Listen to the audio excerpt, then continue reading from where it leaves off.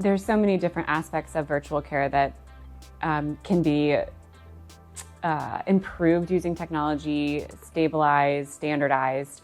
I'm curious, one thing we've talked about is affordability for patients of care. And that's something, especially as I've worked with you all, I've learned a lot about the perspective, particularly of nurse practitioners, on making sure that patients are able to afford the care that they need and feeling like they're being seen in that. So I'm curious how their needs, like availability, affordability, accessibility, are addressed through the virtual care, and some of the ways that you all have adapted the work you've done in your care model towards those things. That's such a good question. I think we primarily use psychiatric nurse practitioners for delivering direct care, and nurse practitioners are really trained to look at patients holistically and to care about all aspects of the patient's well-being.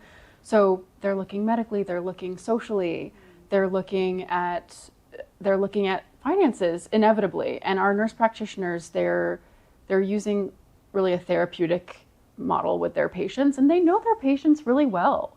They know that Miss Jones, well, her bills come out on the 15th, so can we please wait to charge her copay on the, till the 30th? I mean, really, that level of granularity, I think a lot of our providers know their patients. So it was really surprising to us on some levels to see that nurse practitioners are considering the patient's financial burden when they make treatment decisions. Mm. So it's influencing maybe how often they order a particular test. Mm-hmm.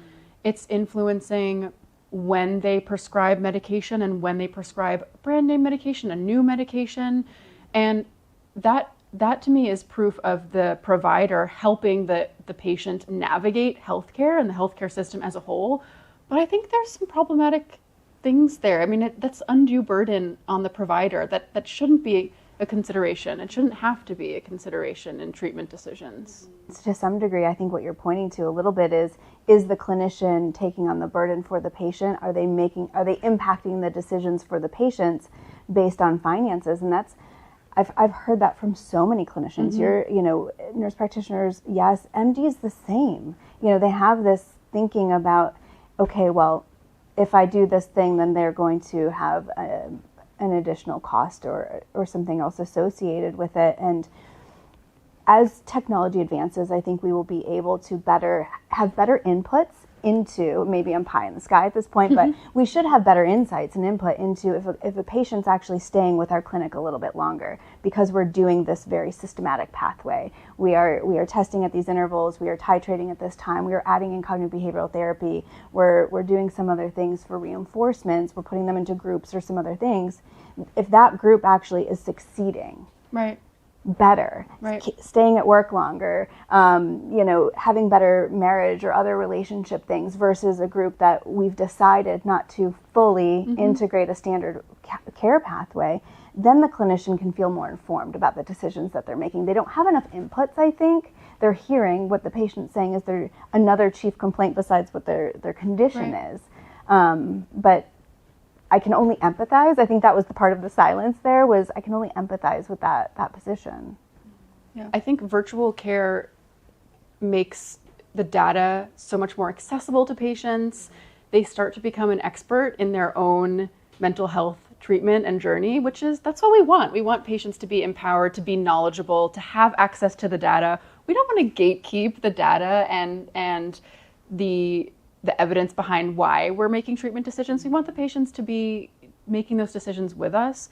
With virtual care, I think patients can visualize and see a lot of their outcomes. I mean, this is one thing that we've noticed with QbCheck specifically, is that when patients can actually visualize their symptoms as quantifiable data, they understand them much better and they can start to track them on their own. They become more aware of those symptoms and how they may impact them in their day-to-day life.